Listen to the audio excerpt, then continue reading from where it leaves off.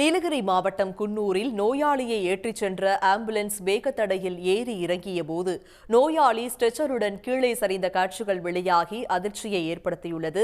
இது பற்றிய விரிவான விவரங்களோடு இணைகிறார் செய்தியாளர் கௌதம், கீழே சரிந்த நோயாளியின் உடல்நிலை தற்போது எப்படி இருக்கிறது? இது பற்றிய முழு விவரங்களை பகிர்ந்துக்கங்க. நீலகிரி மாவட்டத்தில் 108 ஆம்புலன்ஸை தவிர்த்து ஏராளமான தனியார் ஆம்புலன்ஸ்கள் செயல்பட்டு வருகிறது. குறிப்பாக அவசர கால தேவைகளில் இந்த தனியார் ஆம்புலன்ஸை பொதுமக்கள் பயன்படுத்தி வருகின்றனர். இந்த நிலையில் குன்னூர் ஓட்டுப்பட்டறை பகுதியில் இருந்து உடல்நிலை சரியில்லாத நோயாளி ஒருவரை ஏற்றிக்கொண்டு தனியார் ஆம்புலன்ஸ் ஆனது வேகமாக குன்னூர் அரசு மருத்துவமனைக்கு சென்றது. அப்போது குன்னூர் லெவல் கிராஸ் அருகே ஆம்புலன்ஸ் சென்ற போது வேகத்தடையை கடந்து செல்லும் போது திடீரென ஆம்புலன்ஸின் பின் கதவு திறந்து ஸ்ட்ரெச்சருடன் நோயாளி கீழே விழுந்தார்.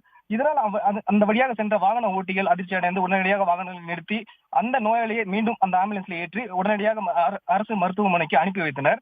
இந்த சம்பவம் அந்த குன்னூர் பகுதியில் பரபரப்பை ஏற்படுத்தியுள்ளது. இந்த சிசிடிவி காட்சிகளானது தற்போது வெளியாகியுள்ளது. இது குறித்து விசாரணை நடத்திய காவல்துறையினர் நீலகிரி மாவட்டத்தில் செயல்படக்கூடிய அனைத்து தனியார் ஆம்புலன்ஸ்களையும் முறையாக பராமரிக்க வேண்டும் என அறிவுறுத்தியுள்ளனர். உடனுக்குடன் செய்திகளை தெரிந்து கொள்ள சன் நியூஸ் பெல் ஐகானை கிளிக் பண்ணுங்க.